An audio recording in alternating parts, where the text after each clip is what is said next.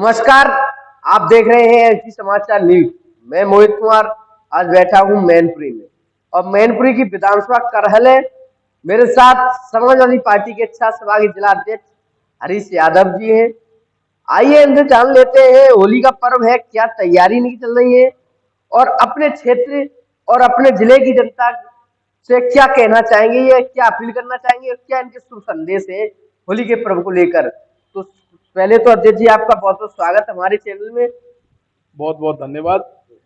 आप हमारे समाजवादी छात्र सभा के प्रथम कार्यालय पर जो पहला आगमन हुआ उसके लिए मैं आपको स्वागत करता हूं और मैं आपके सभी चैनल के व्यूवर्स को और इस जनपद की जनता को होली की पर्व की बहुत बहुत बधाई शुभकामना देता हूं और आशा करता हूं आपका पर्व खुशहाली से रहे। और जैसा नेताजी ने हम सबसे कहा था, इस चीज को हम भी सुनिश्चित करेंगे कि माननीय नेताजी के शब्दों को याद करते हुए कि अगर किसी के भी घर में अगर पूड़ी बनने की जो भी व्यवस्था नहीं है, उसको पूर्ण रूप से मैं अपनी ग्राम पंचायत में या अपने बरनाल ब्लॉक में जहां तक मैं संभव कोशिश कर सकता हूं उसको पहुंचाने का काम करूंगा, तो पर्व सबका खुशहाल पूर्वक मन सके।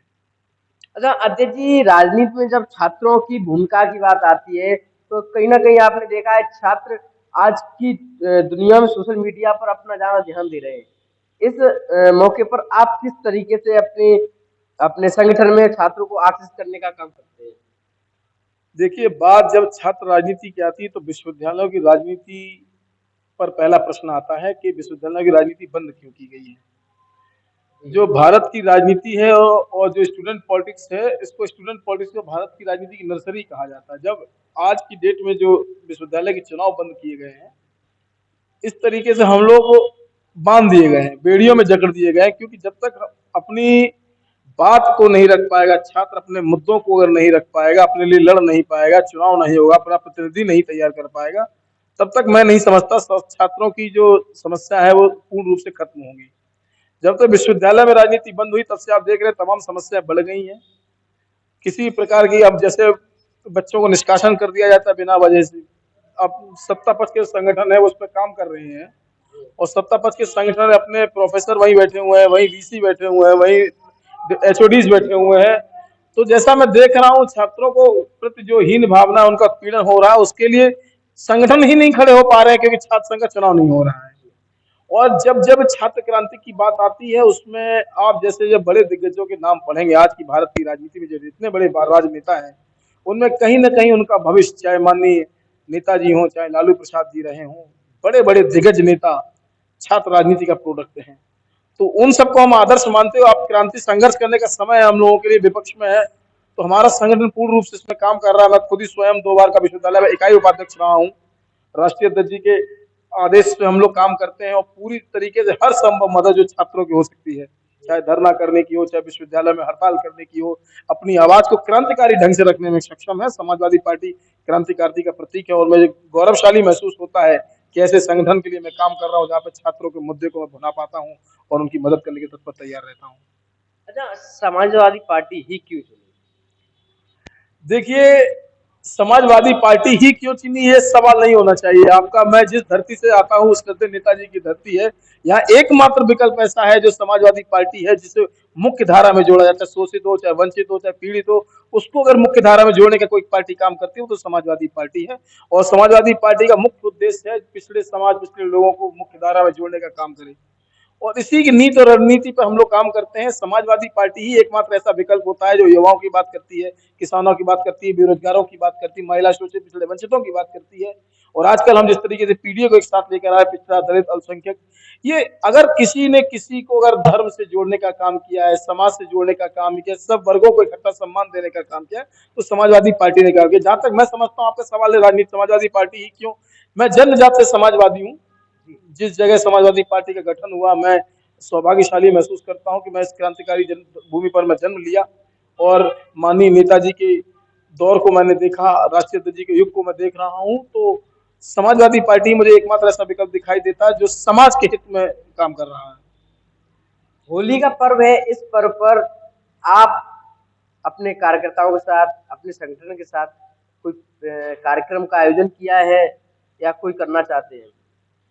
देखिए, सब समाजवादी पार्टी में नेताजी के शब्दों को मैं पुनः दोहराऊंगा कि उन्होंने हम लोग को यही आदेश दिया था कि संगठन जितने भी हैं आप सबको सुनिश्चित करना है कि आपके घर में, गांव में होली पर कोई ऐसा ना रह जाए जिसके घर पे पूड़ी ना बन पाए। तो हम सब ने अपने अपने, मैं ग्राम पंचायत भिड़ौरा से प्रधान भी, मेरी माता जी प्रधान है, तो हमने सुनिश्चित किया कि हमारी ग्राम पंचायत में हमारे जो पार्टी के पदाधिकारी है, जो पूरे संगठन के लोग हैं, उन सबको भी सुनिश्चित कर दिया गया, आदेशित किया गया है कि जिस तरीके से हर संभव मदद पूरी मैनपुरी में जहाँ जहाँ अगर आपको लगता है कि इस गरीब के घर में अगर पूरी नहीं बन पा रही, इसकी व्यवस्था की जानी चाहिए।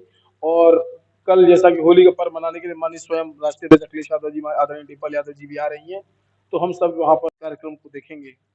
कहीं ना कहीं एक अहम सवाल है, जो आपके राष्ट्रीय अध्यक्ष समाजवादी पार्टी के राष्ट्रीय अध्यक्ष अखिलेश यादव ने एक नारा चलाया है पीडीए का।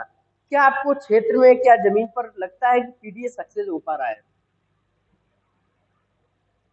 ये पीडीए एक नारा नहीं है, पीडीए एक ऐसा फॉर्मूला राष्ट्रीय अध्यक्ष जी ने तैयार, सैंपल हम लोगों ने 2024 में इसका लागू किया और पूरा का पूरा ट्रेलर हम 27 में देखने जा रहे हैं। हमने सिर्फ एक नमूना आपको दिखाया, 2024 में चुनाव के परिणाम रहे, उसमें देश की तीसरी बड़ी पार्टी बनी, उसमें पीडीए के परिवारों का, पीडीए के समाज के लोगों का, सबका इसमें योगदान मिला और देश की तीसरी बड़ी पार्टी बनी। उसके लिए मैं हृदय से आभार व्यक्त करता हूँ पीडीए के लोगों का।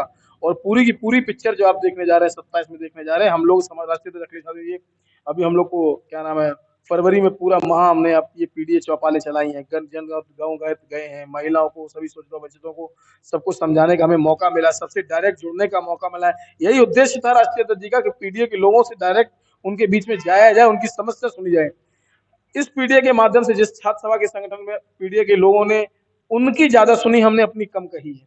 राष्ट्रीय अध्यक्ष जी का जिस उद्देश्य था हम लोगों के लिए कि पीडीए की चौपाल लगाई है, तो हम लोगों ने जो भी पीडीए के परिवार के लोग हैं, जितनी चौपालें हमने संभव ब्लॉक बरनाल में की हो, चाहे करहल में की हो, चाहे घिरोर में की है, वहां पर हमने संभवतः सभी पीडीए वर्ग लोगों से मुलाकात की, उनकी समस्या को जाना और अपने शीर्ष नेतृत्व तक पहुंचाया है।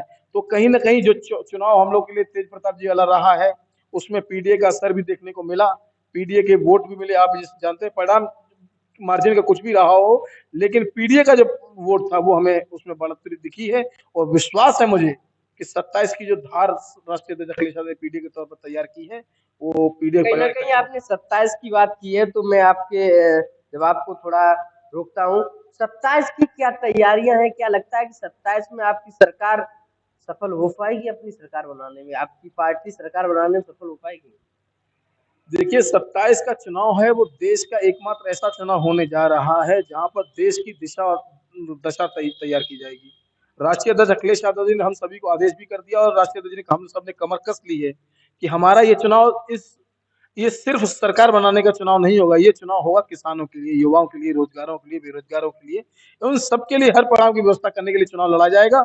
और विश्वास दिलाता हूं मैं आपको, आपके चैनल के माध्यम से मैं सभी व्यूअर्स से आपको कहना चाहता हूं कि ये चुनाव इस देश को एक ऐसा ऐतिहासिक चुनाव होने जा रहा है जहां पर राष्ट्रीय अध्यक्ष जी अखिलेश यादव ने एक झंडा फहरा दिया है कि 27 में परिवर्तन होके रहेगा।